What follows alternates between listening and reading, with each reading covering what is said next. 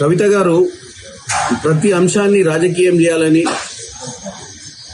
రాజకీయంలో ఉన్నాం కదా ఏదో ఒకటి మాట్లాడాలన్న ఆలోచన తప్ప మిస్ వరల్డ్ కాంపిటీషన్లను పోస్ట్ పోన్ చేయడమో రద్దు చేయడమో లాంటి కార్యక్రమాలు తెలంగాణ ప్రభుత్వంకి చేసే అధికారం లేదు. తెలంగాణ ప్రభుత్వము కేవలం ఒక ఫెలిసిటేటర్ మాత్రమే.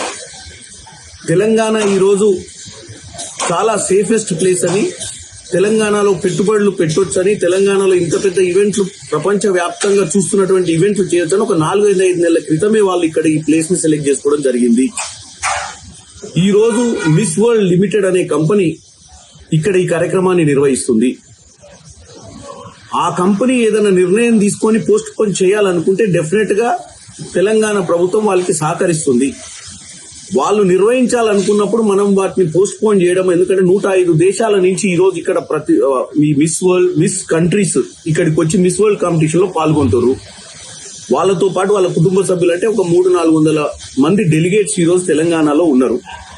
వీళ్ళందరినీ నడిపించేటువంటి ఈ ఈవెంట్ ని నడిపించేటువంటి స్పాన్సర్షిప్స్ చాలా మంది ఇక్కడ ఇన్వాల్వ్ అయి ఉన్నారు. వాళ్ళు తీసుకోవాల్సిన నిర్ణయం అది.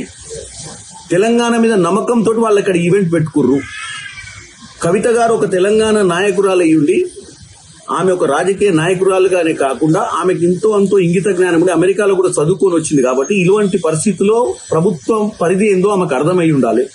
కానీ రాజకీయం చేయాలన్న దురుద్దేశాన్ని నుంచి దూరంగా ఉండి వాస్తవాలు మాట్లాడాలని కోరుకుంటున్నాను.